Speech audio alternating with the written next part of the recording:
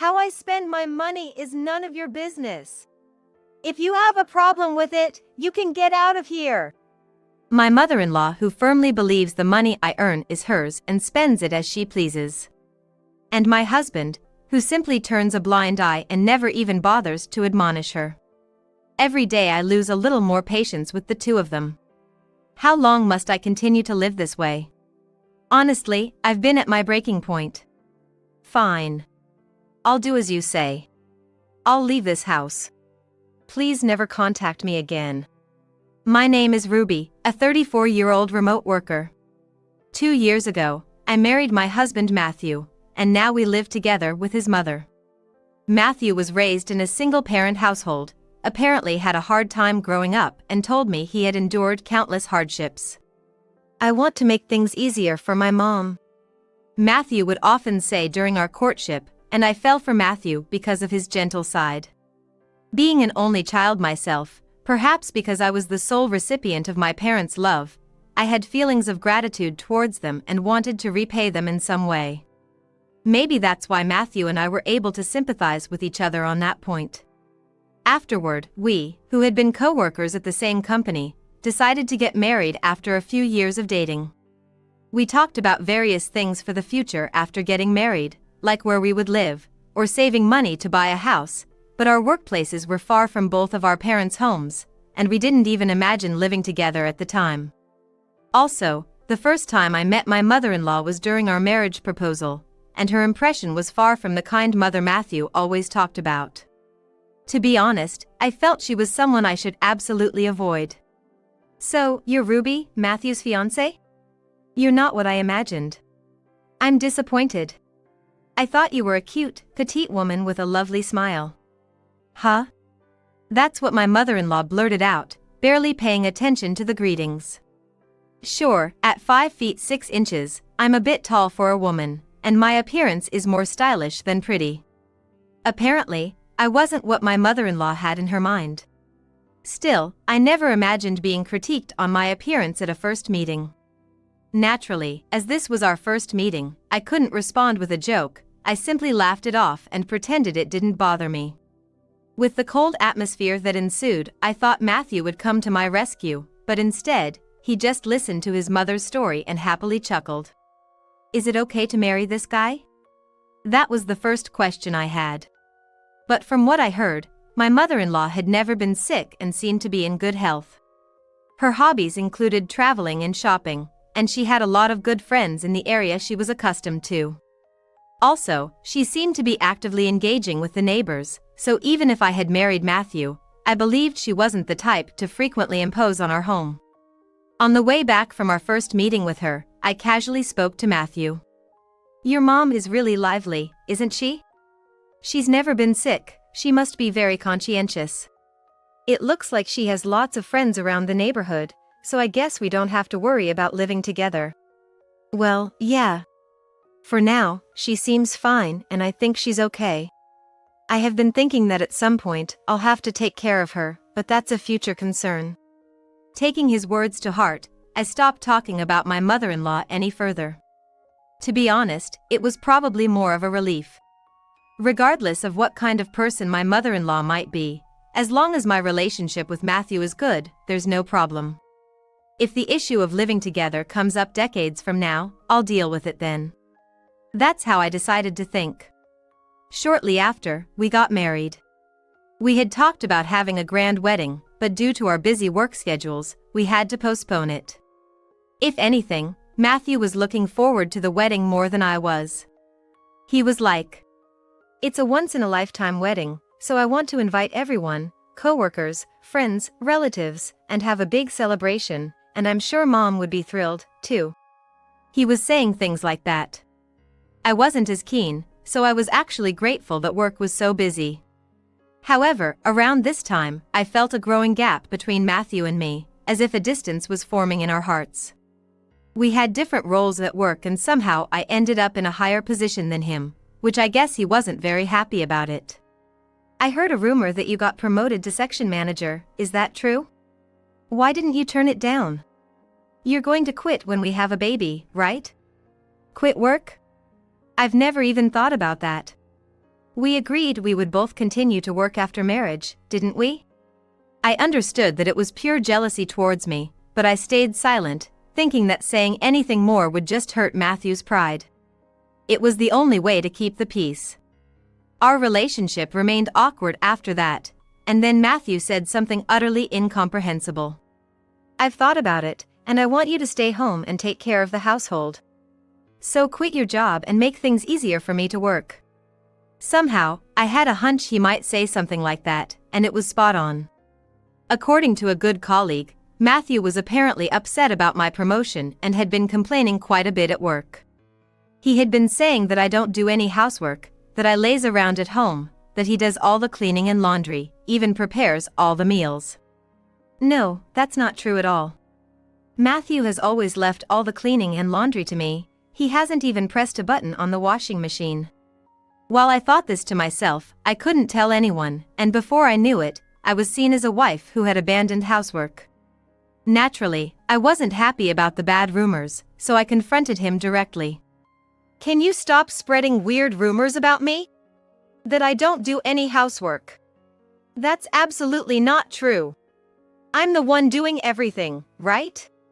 I even prepare your lunches every day." I raised my voice, which was unusual, and he seemed surprised at first, but then he immediately retaliated. "See? You never try to support me. That's why you can't handle anything. It's impossible to balance work and household chores, so just quit your job." I was too shocked to retort. What's going on in his head? I had more to say, but I decided to hold it in that day. But even after that, Matthew kept insisting I should quit my job. "If you say you won't quit your job, then we can divorce. I talked to Mom, and she said you should quit your job and take care of the household perfectly, too." Matthew, unsatisfied with just gossiping about me at work, had taken to blabbing to his mother about every little thing. It was ridiculous. Yet, despite it all, I stubbornly continued working. I couldn't bear the thought of our marital relationship falling apart. After a lot of thought, I finally decided to quit my job. However, in return, I made it clear that I wanted to work from home. He didn't object. "Huh? Working from home? Isn't that what people do to earn chump change? Well, if you're satisfied with that, I'll allow it. But I've got some conditions too." My husband grinned ominously. I was on edge, wondering what he would say next. "What do you mean, conditions? I'm quitting my job, isn't that enough? What more do you want from me?" How did my husband, Matthew, become so obnoxious? I can't even pinpoint when his personality took such a terrible turn. He started to resemble his mother so much, it's become a hassle just to talk to him. "Well, my mom is moving in with us next month. Her lease is up at the end of this month. So, she'll be living with us. Hope you don't mind." What? Is he serious? This can't be happening. However, everything seemed to have been planned out so meticulously that there was hardly any time for me to say wait a minute. The very next day, my mother-in-law called me. And she was like, "Ruby, I guess you've heard the news. I'll be moving out of my place at the end of this month.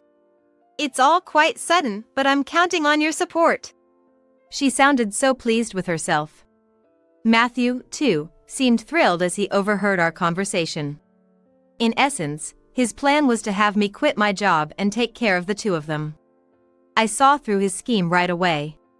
His mother said she would move in at the end of the month, but sure enough, she vacated her apartment within a week and moved into our house.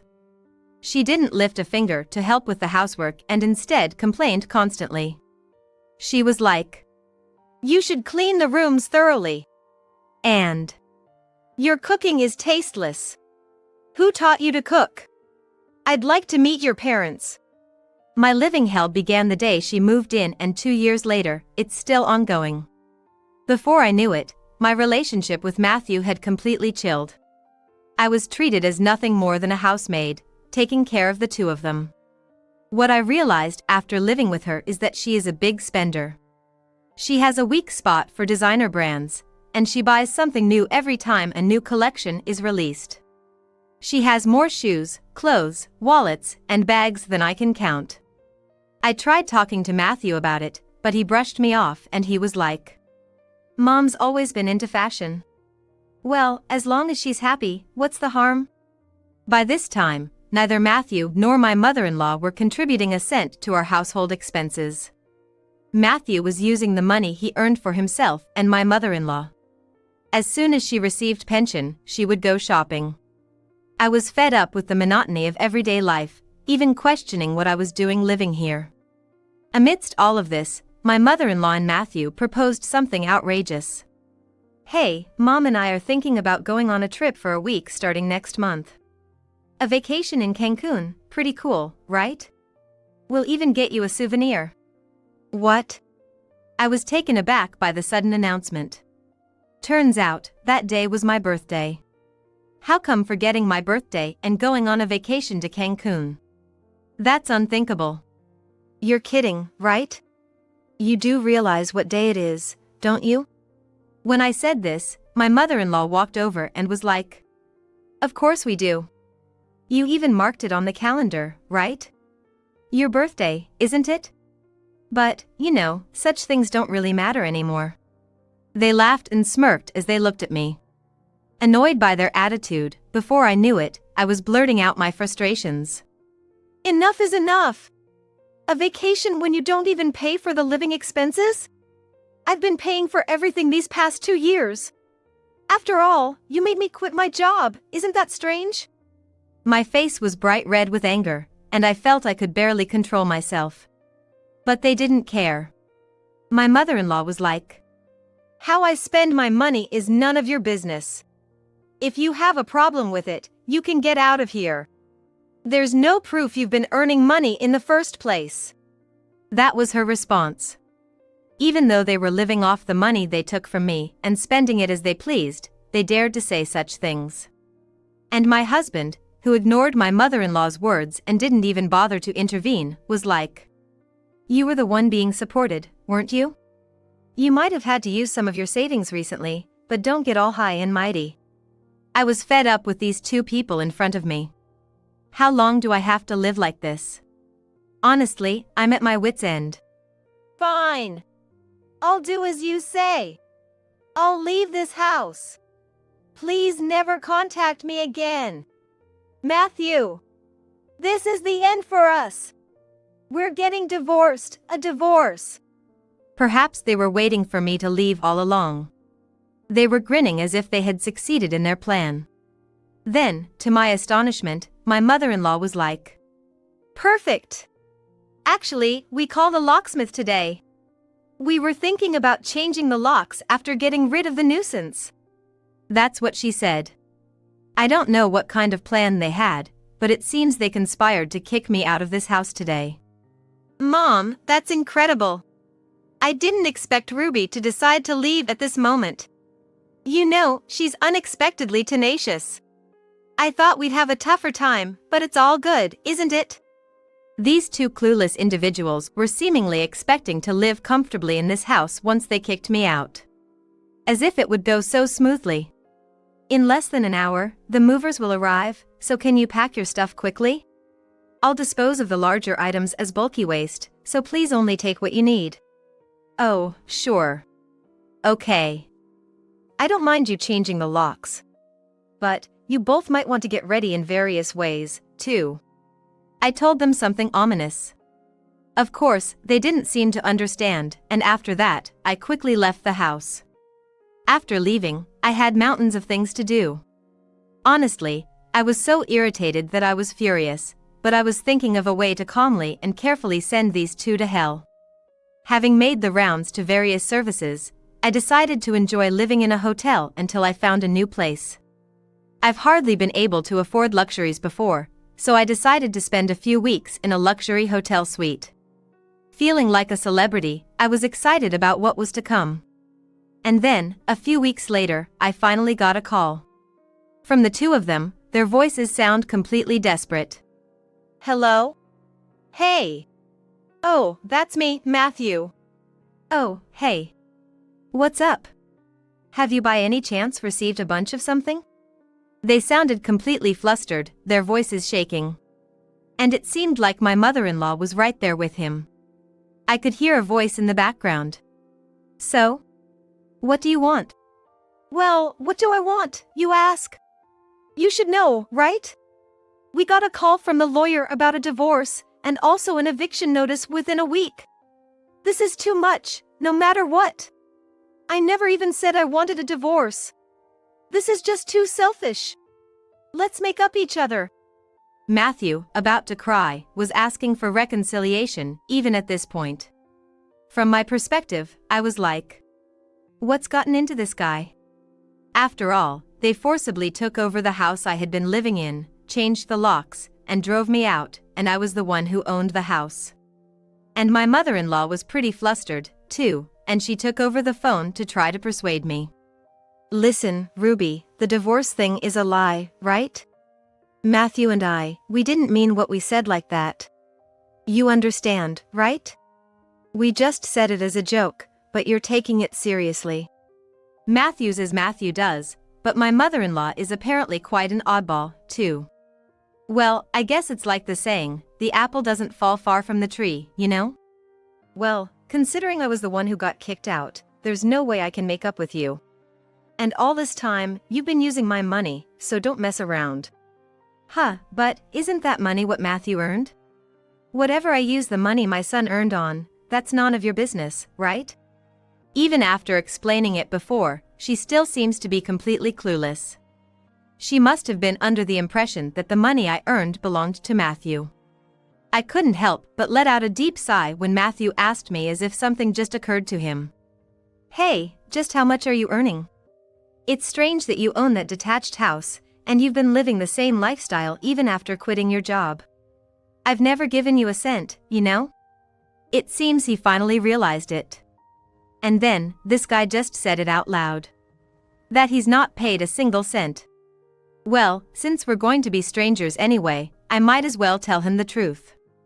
It'd be good for him to realize that the one that got away was a big catch. My earnings? I didn't really want to tell you, but I'll let you know. I make about $20,000 a month on average. I even paid off the mortgage on the house over the past 2 years. Actually, I've been the one supporting you and your mother all this while. What? $20,000? You're lying. There's no doubt that both Matthew and my mother-in-law must be regretting this. After all, you can't live a luxurious life on Matthew's salary alone. You see now? We used to work at the same place, so I knew roughly how much you earned. A net income of $2,000 was really tough, right? I was amazed that you even suggested to quit my job and became a housewife. Quite the character, huh? No, it's not like that.